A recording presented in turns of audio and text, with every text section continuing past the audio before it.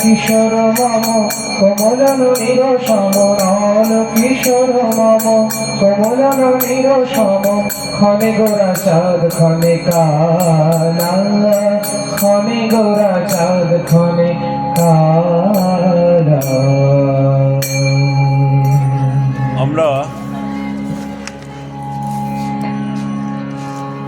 একটু এতক্ষণ আপনারা শুনলেন, তার কারণ দেখুন সময় চলিয়া যায় নদীর স্রোতের প্রায়, আমায় না বলি যায় ঠিক শতদিক, সোনার ঘড়ি ঘড়িতেছে ঠিক ঠিক ঠিক, আমাদের সময় চলে যাচ্ছে। দেখুন সকলে বলে যে মানুষের বয়স বাড়ে। আমি একটা কথা বলি জানেন তো, আমি এই কথাটা সব জায়গায় বলি, সেই কথাটা হচ্ছে কি জানেন তো, মানুষের বয়স বাড়ে না, মানুষের বয়স কমে। ভুল বললে বলবেন, কি করে কমে? তার কারণ আমাদের নির্ধারিত একটা বয়স ভগবান করে দিয়েছেন। আমাদের জন্মের সময় 6 দিনের দিন আমাদের বিধিলিপি লিখে দিয়েছেন, এবং সেই বিধাতা পুরুষ এসে আমাদের বিধিলিপি নির্ধারণ করে গেছেন যে আমরা কতদিন বাঁচব। এবার সেখান থেকে প্রতিদিন একদিন করে মাইনাস হয়ে যাচ্ছে। তাহলে কি হলো? বয়সটা কি বাড়লো না কমলো? একটু ঘুরিয়ে হিসাব করে। ভগবান তিনি একদম বিচার করে মানুষের আয়ু নির্ধারণ করে দিয়েছেন। তার কারণ এই কর্মফল, দেখুন কর্মফলটা সঙ্গে নিয়ে যেতে হয়। কর্মফল আমি যা কর্ম করবো না, ভালো কর্মটাও আমাকে নিতে হবে, খারাপ কর্মটাও আমাকে নিয়ে যেতে হবে। তা যেটা করে যাব সেটা ব্যালেন্স শিট তৈরি হবে। তা আমরা ভগবতীয় কথার মধ্যে একটু যাই। আমি গ্রন্থ নিয়ে, তার কারণ ভগবতীয় কথা অল্পতে শেষ করা যায় না। তার কারণ এটা 7 দিন ধরে পাঠ করেছিলেন মহামুনি সুখদেব, এবং মৃত্যু পথযাত্রী রাজা পরীক্ষিতকে এটা বলেছিলেন। রাজা পরীক্ষিত ছিলেন পাণ্ডব বংশীয়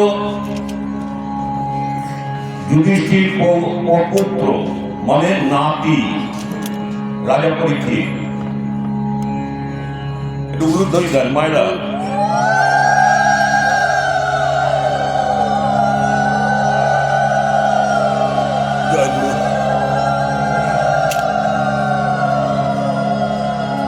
এই রাজা পরীক্ষিত তিনি একটা ঘটনা ঘটেছিল জানেন তো ওনার জীবনে।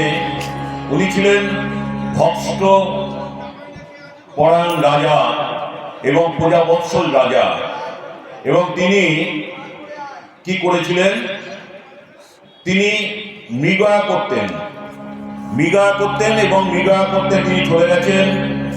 মৃগয়া করতে এমন সময় বনের ভেতরে তিনি ঢুকেছেন। বনের ভেতরে ঢুকবার পরে বনের ভেতরে যখন চলে গেছেন রাজা পরীক্ষিত, তখন রাজা পরীক্ষিতের জল পিপাসা পেয়েছে।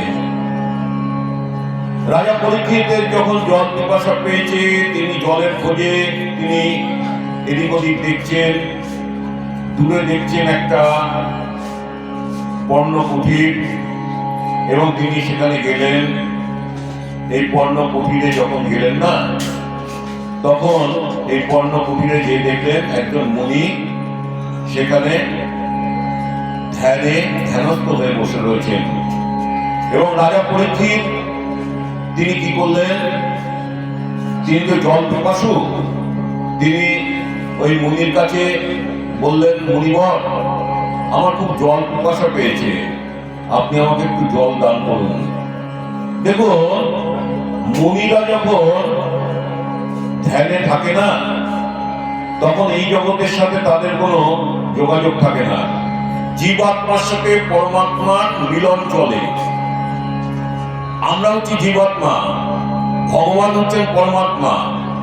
এই জীবাত্মার সাথে পরমাত্মার লীলা চলতে থাকে যখন মুনি ঋষিরা ধ্যানের মধ্যে থাকেন। সেই রকম এই শ্রমিক মুনি তিনি কিন্তু শুনতে পেলেন না যে জল চেয়েছেন রাজা, তিনি কিন্তু শুনতে পেলেন না। এইবার রাজা পরীক্ষিত কি করলেন, যখন বারে বারে তিনি জল পিপাসায় যখন তিনি বুঝতে পারলেন যে জল পাওয়া গেল না এবং মুনিকেও কোনো কর্ণপাঠ করানো গেল না, তখন তিনি একটু তার রাগ হয়ে গেল। রাগ হয়ে গিয়ে তিনি কি করলেন, তার হাতে ছিল ধনুর্বাণ এবং ধনুকের আগায় তিনি একটি মৃত সর্প পেলেন। সেই মৃত সর্পটাকে ধনুকের আগায় তুলে ওই মুনি ঋষির গলায় পরিয়ে দিলেন। দেখুন, এগুলো পূর্ব নির্ধারিত, তার কারণ হবে ভগবান এগুলো হওয়ার জন্যেই ভগবানের লীলা, তো এগুলো হবে। তার কারণ দেখুন, কুরুক্ষেত্রে যখন যুদ্ধ হয়েছিল না, তখন রাজা পরীক্ষিত তখন তো পাণ্ডব বংশে অভিমন্যুকে সপ্ত রথী আক্রান্ত করে তাকে তীরবিদ্ধ করেছিল। এবং এই অভিমন্যু কে ছিল? অর্জুনের কে ছিল বলুন? অভিমন্যু যখন উত্তরা গর্ভে, তখন এই যে অভিমন্যুর মৃত্যু হয়ে গেল সপ্তর্ষিতে। এইবার এই অভিমন্যু এই চক্রগ্রহ ভোগবার জানতেন এবং অভিমন্যু অর্জুন এই কাহিনীটা বলেছিলেন তাকে, সুভদ্রাকে। এবং সুভদ্রা সে তখন শুনতে শুনতে ঘুমিয়ে পড়েছিল। যখন এই চক্রগ্রহ থেকে বেরোবার কথাটা বলছিল না, দেখবেন মায়েরা সন্তান যখন মায়ের গর্ভে আসে না, মা যেটা শোনে সেটা কিন্তু সন্তানও শোনে। মা যেটা খায় সেটা সন্তানও খায়। যার জন্য আমাদের শাস্ত্রে বলা আছে যে গর্ভকালীন মায়েদের এই ভগবতীয় কথা, শাস্ত্র কথা, গীতা এবং ভগবতীয় কথা শোনার কথা বলা আছে, কিন্তু আমরা সেগুলো জানি না, ভুলে গেছি। সেরকম এই অর্জুনের সুভদ্রাকে বলছেন অর্জুন চক্রব্যূহের কথা। অভিমন্যু ছিল মাতৃগর্ভে। অভিমন্যু শুনতে পেয়েছিল যে চক্রব্যূহতে কিভাবে ঢোকা যায়, কিন্তু যখন চক্রব্যূহ থেকে বেরোনোর রাস্তাটা বলেছিল তখন সুভদ্রা ঘুমিয়ে পড়েছিল। তার কারণ মা ঘুমিয়ে পড়েছে, মানে সন্তানও ঘুমিয়ে পড়েছে, শুনতে পাইনি, শোনা হয়নি। সেই হচ্ছেন পরীক্ষিত। সেই মাতৃগর্ভে ছিল, উত্তরার গর্ভে। এবং সেখানে কি হয়েছিল, যখন পাণ্ডবরা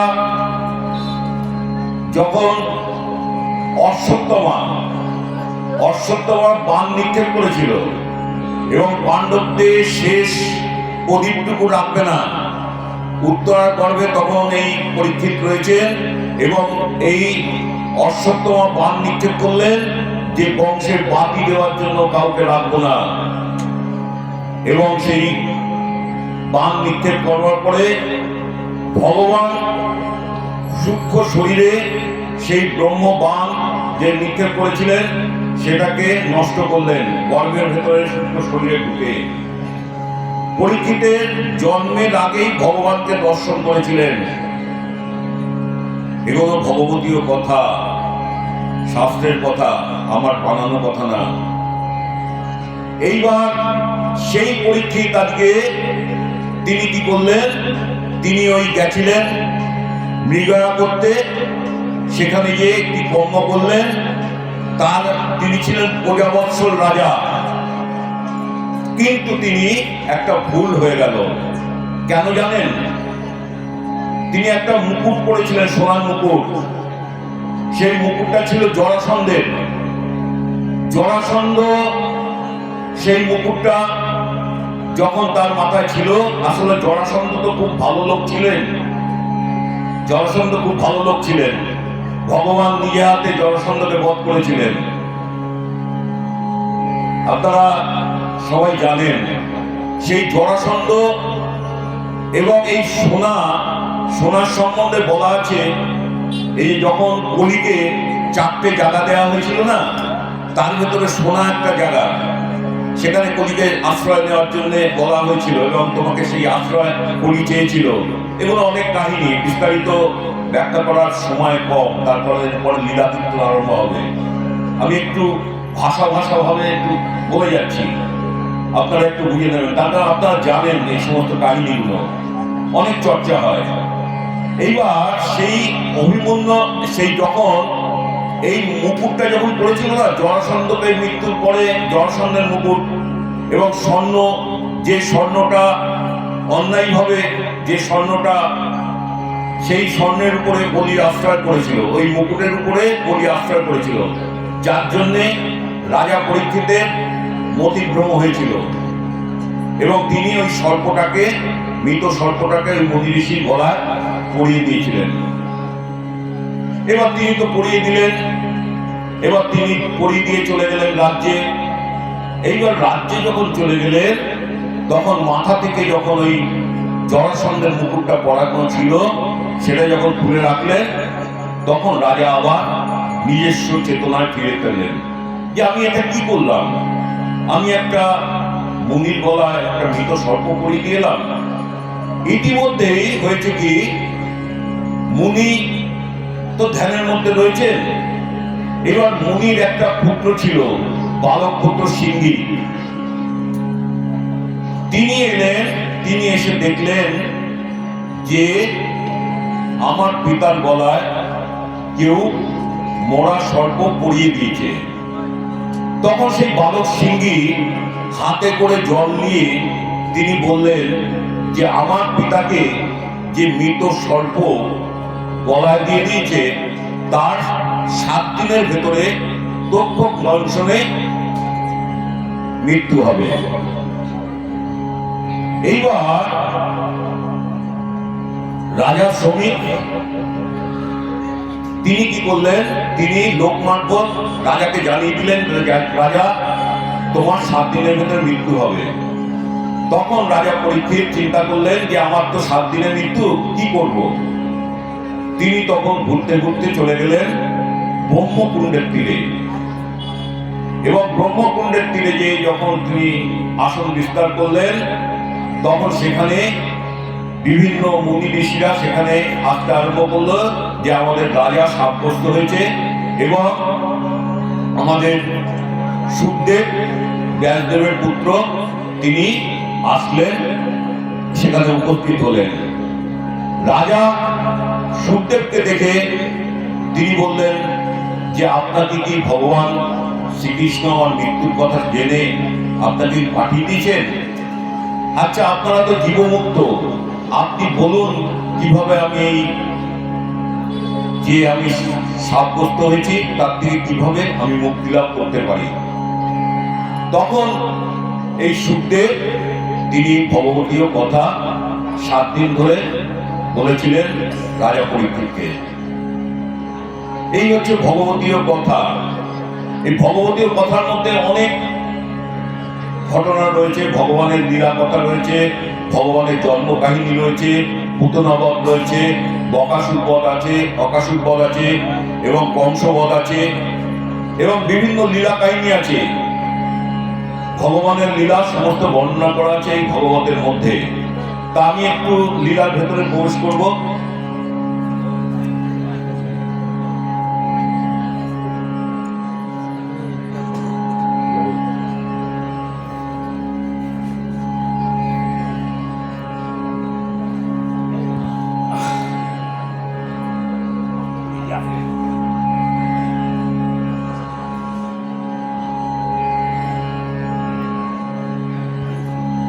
আমরা একটু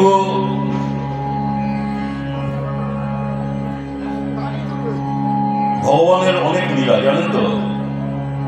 তার মধ্যে আপনারা তো জানেন ভক্ত প্রহ্লাদের কাহিনী কি জানেন? আমি একটু ভক্ত প্রহ্লাদের কাহিনীটা বলি। মায়েরা বলেন না, আপনার না বললে তো আমি আনন্দ পাই না, আমি তো বলতেও পারি না, কি বলবো বলেন? প্রহ্লাদের কাহিনী বলি। ভক্ত প্রহ্লাদ তার পিতাকে হিরণ্যকশিপু, দৈত্যকুলে প্রহ্লাদ, আপনারা চিন্তা করবেন, আজকে দৈত্যকুলে প্রহ্লাদ জন্মগ্রহণ করেছেন। কি করে দৈত্যকুলে এলেন? এই যে প্রহ্লাদের বাবা হিরণ্যকশিপু, তিনি ছিলেন বিষ্ণু বিরোধী, এবং প্রহ্লাদ তিনি যখন জন্মাবেন না তার আগে তিনি চলে গেলেন ব্রহ্মার আরাধনা করতে, এবং নারদ ঋষির আশ্রমে প্রহ্লাদের মা সেখানে থাকলেন, এবং প্রহ্লাদ সেখানে প্রহ্লাদের জন্ম হলো, এবং প্রহ্লাদ সেখান থেকে এই যে নারদ ঋষির আশ্রমে তিনি ছিলেন, এবং সেখান থেকে কৃষ্ণ কথা শুনতে শুনতে প্রহ্লাদের ভেতরে এই নারায়ণের যে তার যে ভাব এই প্রহ্লাদের ভেতরে চলে এলো। দৈত্যকুলে প্রহ্লাদ। এইবার তিনি যখন এলেন, প্রহ্লাদ যখন হিরণ্যকশিপুরের রাজসভায় এলেন, প্রহ্লাদকে একটা উপযুক্ত মাস্টারের কাছে প্রহ্লাদকে দেওয়া হলো যে শিক্ষা দেওয়ার জন্য। প্রহ্লাদ তখন শিক্ষা নিলেন এবং সেই মাস্টারদের কাছে যেতেন, এবং এই মারকাটো বিদ্যা তারা শেখাতো, কিন্তু প্রহ্লাদ সেই বিদ্যা শিখত না। প্রহ্লাদ কি করে হরি ভজনা করা যায়, কি করে হরিকে পাওয়া যায়, এবং ছোট ছোট শিশুদের নিয়ে সে তাদেরকে বোঝাতো যে হরি একমাত্র ঈশ্বর, এবং হরি ভজনাই হচ্ছে মানব জীবনের উদ্দেশ্য, তোমরা হরি ভজনা করো। এইবার প্রহ্লাদের বাবা হিরণ্যকশিপু তিনি জানতে পারলেন যে প্রহ্লাদ হরিভক্ত হয়ে পড়েছে। তিনি কি করলেন? তিনি পুত্রকে ডাকলেন, যে পিতা কাছে এসছেন। পিতাকে বলল, বলো পুত্র, কোন বিদ্যা সব থেকে উত্তম বিদ্যা? তখন প্রহ্লাদ বললেন, পিতা, হরি কথাই হচ্ছে উত্তম বিদ্যা, হরি হচ্ছেন সব। এইবার হিরণ্যকশিপু দেখলেন যে আমার ছেলে তো আমার হাতের বাইরে চলে গেছে, এই ছেলেকে তো রাখা যাবে না। তখন তিনি কি করলেন? তখন তিনি একে কি করলেন? প্রহ্লাদকে তিনি প্রথমে তিনি অনেক বোঝালেন, এবং মাস্টারদের কাছে ওই আবার বললেন যে প্রহ্লাদকে নিয়ে যাও, নিয়ে গিয়ে আবার ভালো করে বোঝাও, এবং যাতে করে সে যেন হরিকে ভুলে যায়। কিন্তু দেখুন, হরিকে যে আশ্রয় করে না, সে হরিকে আর ভুলতে পারে না। তার কারণ হরি তিনি হচ্ছেন মানুষের, বিশেষ করে যারা জন্ম থেকেই হরিভক্ত, তাদের কি করে হরি ভুলবে? হরি কি করে ভুলে থাকবে? জীবনটাই তো হরিময়। তাই প্রহ্লাদকে কোনোভাবে বোঝাতে পারলেন না, এবং মাস্টাররা কোনোভাবে তাকে এই পথ থেকে ফিরিয়ে আনতে পারলেন না। এইবার ঠিক করলেন যে পুত্রকে তো রাখা যাবে না, এই পুত্রকে আমি যে করেই হোক আমাকে একে বিনাশ করতে হবে। কি করলেন? প্রথমে তাকে বিষ মেশানো খাবার দেওয়া হলো। বিষ মেশানো খাবার পেয়েও প্রহ্লাদ খেয়ে কিচ্ছু হলো না। তারপর প্রহ্লাদকে নিয়ে গেল হাতি, পাগলা হাতি, তার তলায় পিষে মারবার জন্য। এবং সেই হাতি যখন প্রহ্লাদকে তখন ওই হাতির ওখানে ছেড়ে দেওয়া হলো, সেই হাতিটি কি করলো, সুরের মধ্যে পেঁচিয়ে প্রহ্লাদকে পিঠের উপরে বসিয়ে দিলেন। বিষধর সর্প ছেড়ে দেওয়া হলো প্রহ্লাদকে মারার জন্য। বিষধর সর্পগুলো প্রহ্লাদকে দেখে নৃত্য করতে আরম্ভ করলো হরিকথা শুনে। পাহাড়ের উপর থেকে প্রহ্লাদকে ফেলে দেওয়া হলো, যে ওখান থেকে ফেলে দিলে নির্ঘাত মরবে। সেখানেও প্রহ্লাদ বেঁচে গেল, হরি রক্ষা করছেন। দেখুন, আচ্ছা আপনারা তো এই যে আমরা যে হোলি খেলি, এই যে দোল, এর পেছনে একটা ঘটনা আছে, আপনারা জানেন কিনা জানি না, অনেকে জানেন অনেকে জানেন না। এই যে হোলিকা, হোলিকা কে জানেন? হোলিকা হচ্ছে প্রহ্লাদের পিসি এবং হিরণ্যকশিপুরের বোন। তার একটা ব্রহ্মার আশীর্বাদ ছিল যে সে কোনোদিন আগুনে পড়বে না। এই যে আমরা হোলিকা দহন বলি না, আজ আমাদের ন্যাড়াপোড়া, কাল আমাদের দোল, পূর্ণিমাতে চাঁদ উঠেছে, বড় হরি বল, আমরা যে বলি না, এটা হচ্ছে ন্যাড়াপোড়াটা হচ্ছে সেই হোলিকা দহন। হোলিকে দহন করা হয়, হোলিকাকে। দেখুন, এইবার ব্রহ্মা বর দিয়েছিল হোলিকাকে যে তুমি আগুনে পুড়ে মরবে না। কিন্তু দেখুন, বর দেয়, বর দেওয়ার পরে একটু ফাঁক রেখে দেয়। ভগবান কিন্তু বর দেন, কিন্তু ফাঁক রেখে দেন। কোথায় ফাঁক রেখেছেন? যে এই তোমাকে যে একটা আশীর্বাদ করলাম যে আগুনে পুড়ে মরবে না, কিন্তু এটা যদি অন্যায়ভাবে তুমি এটা প্রয়োগ করো, তাহলে কিন্তু তুমি নিস্তার পাবে না। এইবার সেটা হিরণ্যকশিপু জানতো। যখন প্রহ্লাদকে দেখছে আর কোনোভাবেই মারা যাচ্ছে না, তখন সে হোলিকাকে তিনি ডাকলেন যে হোলিকা, তুমি এসো এবং তোমার জন্য একটা ঘর বানিয়ে দেওয়া হচ্ছে, সেই ঘরে আগুন দিয়ে দেওয়া হবে। তুমি তো মরবে না, তুমি প্রহ্লাদকে নিয়ে কোলে করে বসবে, প্রহ্লাদ মারা যাবে। সব সেরকম ভাবে ঠিকঠাক ছিল এবং আগুনও দিয়ে দেওয়া হলো। আগুন দিয়ে দেওয়ার পরে দেখা গেল প্রহ্লাদের কিছু হলো না, হোলিকা মারা গেল। সেই হচ্ছে হোলিকা, মানে হোলিকা দহন। এই যে দোলের আগের দিন যে হোলিকা দহন হয় না, এটা হচ্ছে হোলিকা দহন। দেখুন, এইবার এরকম ভাবে প্রতিটা ভাবে তাকে মারতে চাইছে, কিন্তু কিছুতেই তাকে মারা যাচ্ছে না। এইবার হিরণ্যকশিপু চিন্তা করলেন যে তো ক্রমেই আমার পুত্র, অথচ আমার বিদ্বেষী হয়ে যাচ্ছে, প্রজাদের খেপিয়ে তুলছে, বাচ্চা বাচ্চা ছেলেদের তাদেরকে হরিভক্ত করে তুলছে, একে তো বিনাশ না করলে থাকা যাবে না। সব রকম চেষ্টা যখন ব্যর্থ হয়ে গেল, তখন একদিন রাজসভায় ডেকে বললেন যে প্রহ্লাদ, তোর হরি কোথায় থাকে?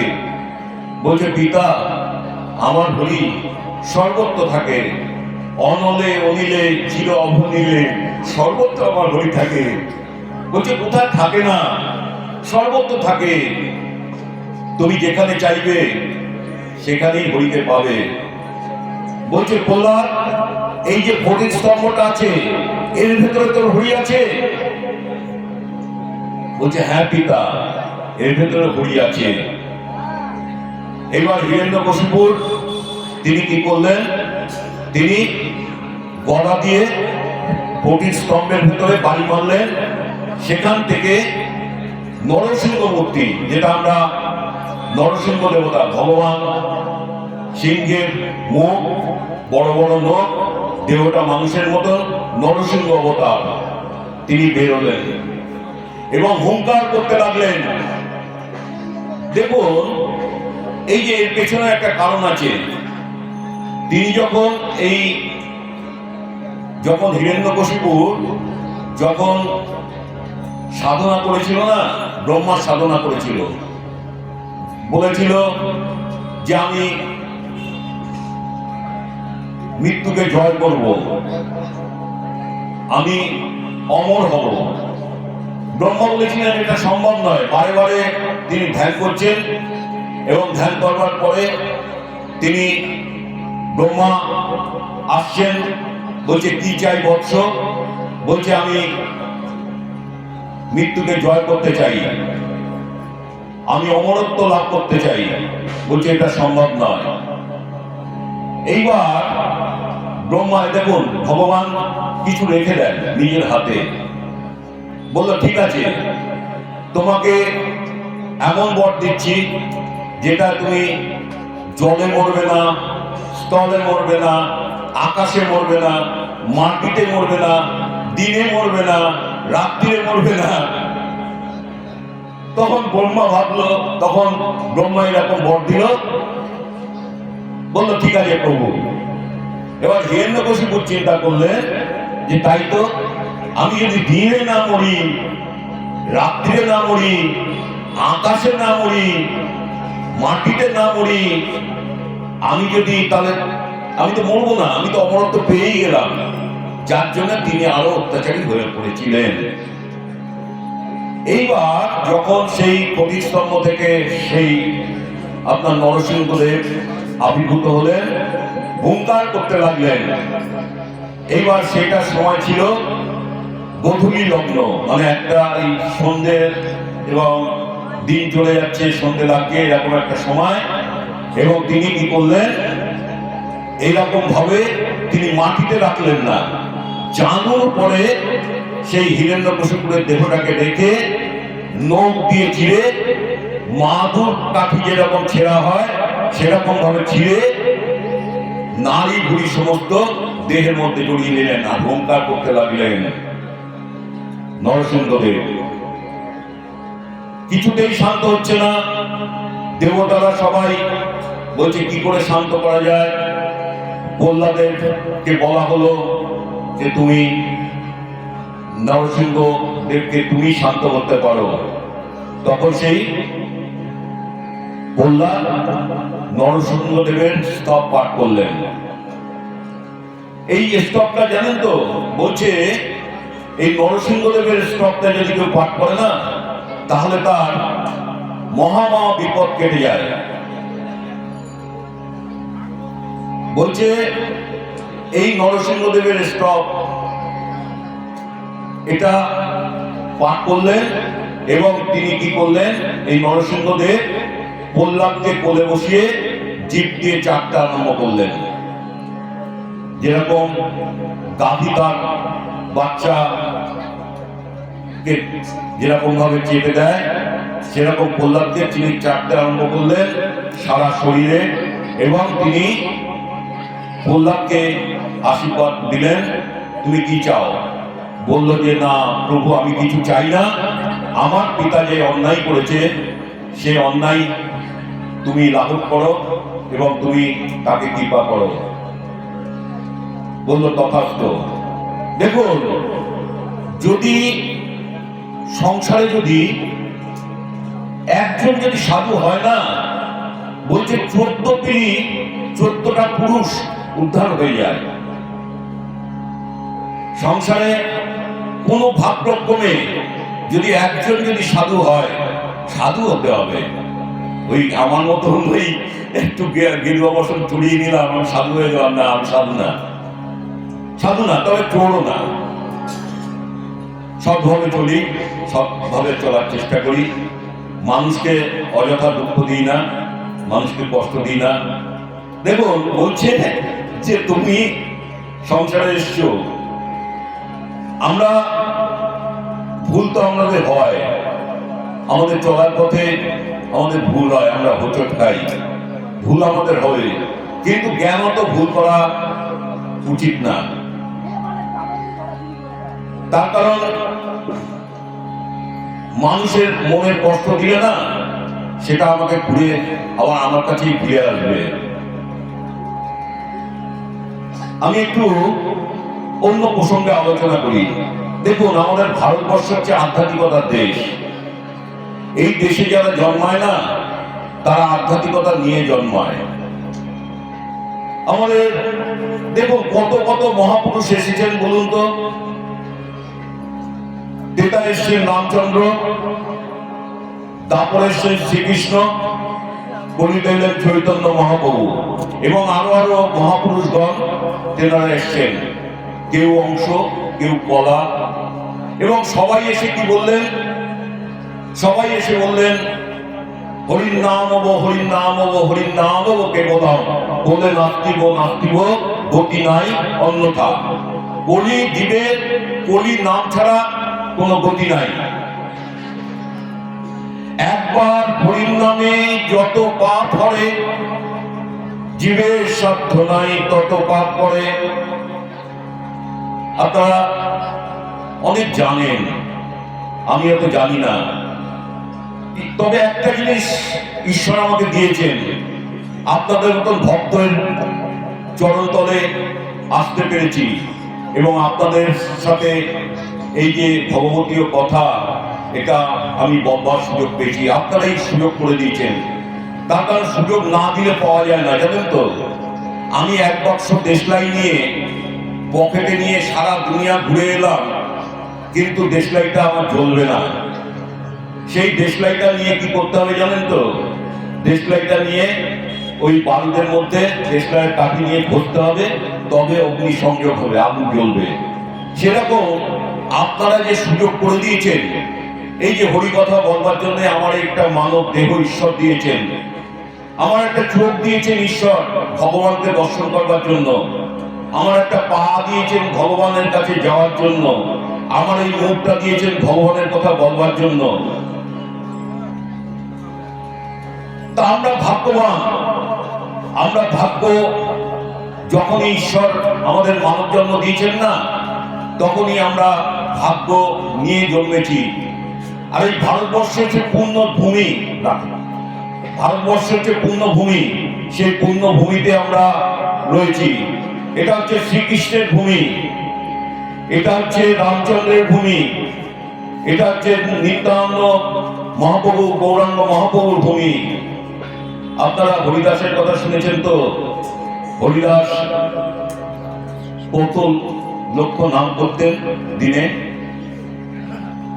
হরিদাসের জীবনে অনেক ঘটনা, জানেন তো। আমি একটু সময় আমার কখন শেষ হয়ে যাবে আমি আমার বুঝতে পারবো না, তারা একটু বলবেন, কমিটির লোকজন বলবেন। এরপর আবার পদাবলী কীর্তন আছে, তো একটা প্রসঙ্গে ঢুকলে চট করে বেরোনো যায় না। হরিদাসের কথা আমি একটু বলছি। দেখুন, হরিদাস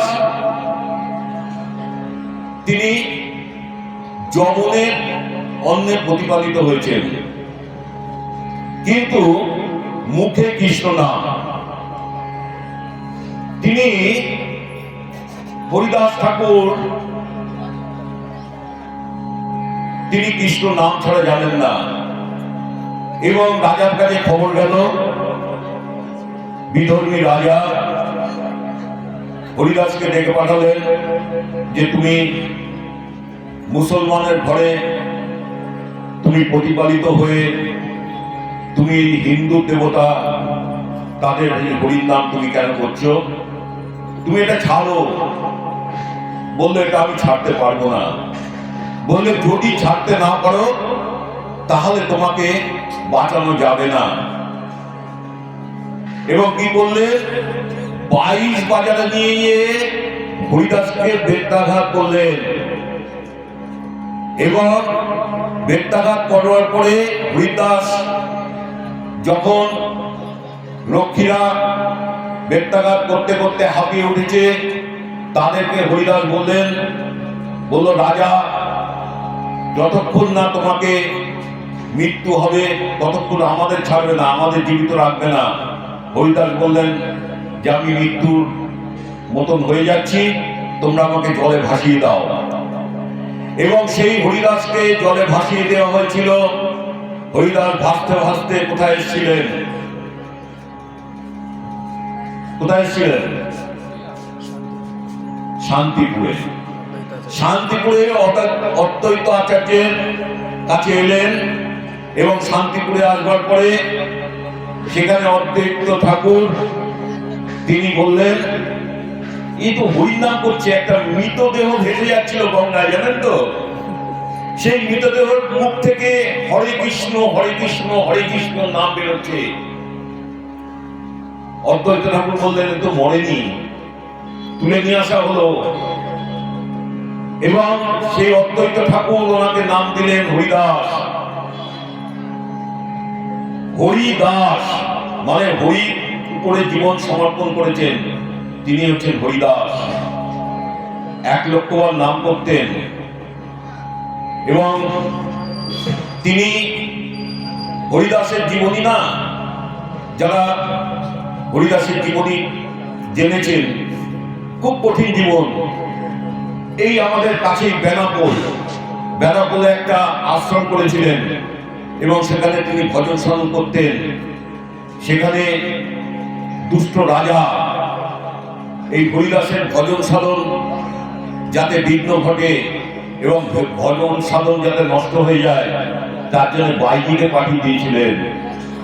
আপনারা জানেন, সেই বাইজি যখন গেল সেই রাজার প্রলোভনে, তখন গিয়ে হরিদাসকে বললেন যে প্রভু, আমি তোমাকে কিছু নিবেদন করতে চাই। তখন বললেন যে ঠিক আছে, তুমি নিবেদন করবে, আমার কিছু কাজ আছে, আমি সেই কাজগুলো করে দেই।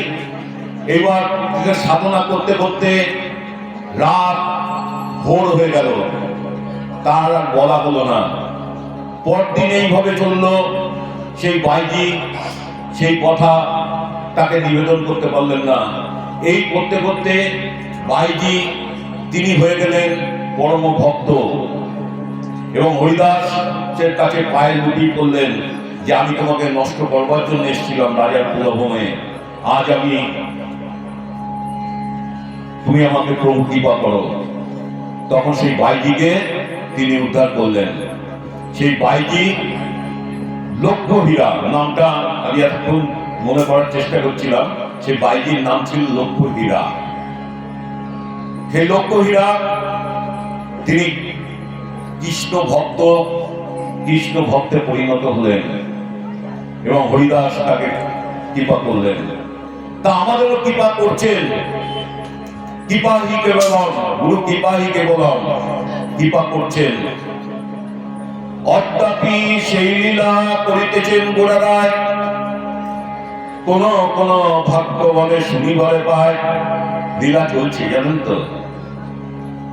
বৃন্দাবনে আপনারা মায়েরা, এ কথাটা আমি প্রায়ই বলি, বৃন্দাবনে ভগবানের লীলা চলছে, কুঞ্জবনে লীলা চলে, জানেন তো? আপনারা যারা বৃন্দাবন গেছেন মায়েরা, তারা বৃন্দাবনে তো প্রতিদিন লীলা হয় এবং বৃন্দাবনে প্রভু সেই কুঞ্জ সাজিয়ে দেওয়া হয় প্রতিদিন, এবং সেখানে প্রতিদিন কুঞ্জে আসেন এবং সেখানে ওই কুঞ্জ থেকে সবাইকে বের করে দেওয়া হয়। সন্ধ্যের পরে কাউকে আর সেখানে রাখা হয় না। একজন মানে পূজারী তিনি সমস্ত গুছিয়ে দেন এবং পান সেজে দেওয়া হয়, মিষ্টি রেখে দেওয়া হয়, ফল দেওয়া হয় এবং রাধারানী আসবেন, বিন্যাস করবেন, তার জন্যে কঙ্কন, সিঁদুর, আলতা, সমস্ত কিছু, শাড়ি, সমস্ত কিছু রেখে দেওয়া হয়। বিছনাটা পরিপাটি করে সুন্দর সাজানো হয় ফুল দিয়ে। কিন্তু সকালবেলায় যখন খোলা হয় না, তখন দেখা যায় কেউ যেন এসেছিল, এই বিছনা ব্যবহার করেছিল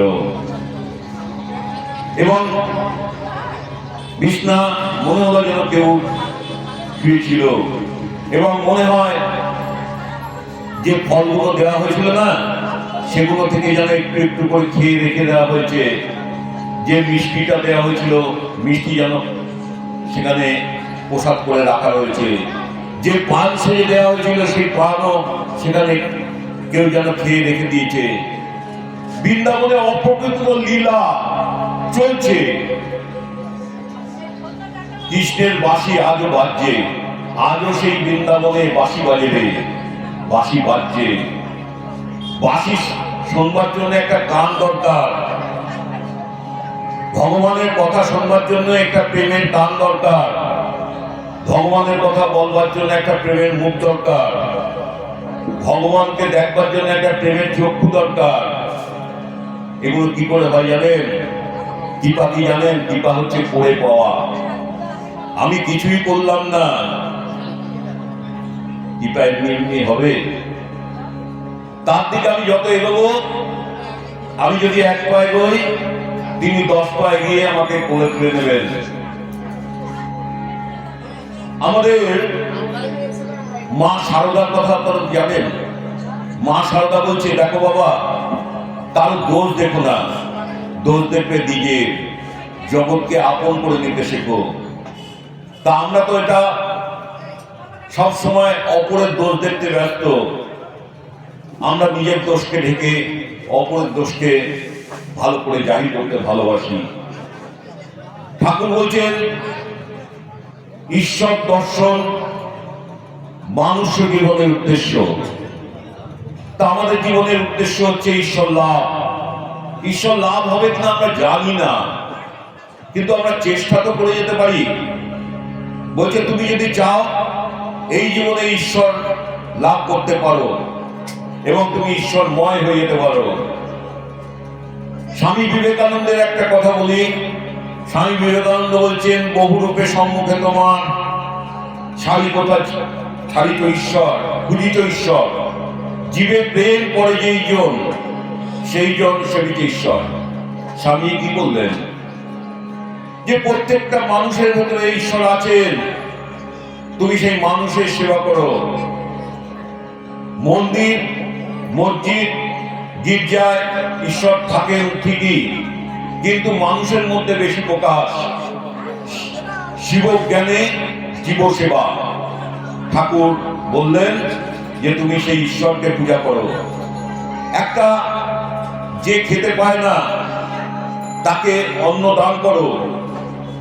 যার পরনের কাপড় নেই, তুমি পারলে তাকে একটা বস্ত্র দান করো। এই যে পড়া, মা বলছেন, যার আছে সে মাপো, যার নেই সে জপ। কালকে কবিগান শুনছিলাম, জানেন তো, খুব ভালো লাগছিল। আমি প্রথম থেকে প্রায় 10টা অবধি ছিলাম, তারপরে আর থাকতে পারিনি। তা কবিগানের ভেতরে এগুলো সবই আমাদের জানা, কিন্তু ভীষণ ভালো বলছিলেন কবিরা। ভগবান কি চান? পত্রম পুষ্পম ফলম তোমার যেমে ভক্তম প্রয়োজ্যতি। ভগবান কিসে খুশি হন? পত্র, পুষ্প, ফল, জল।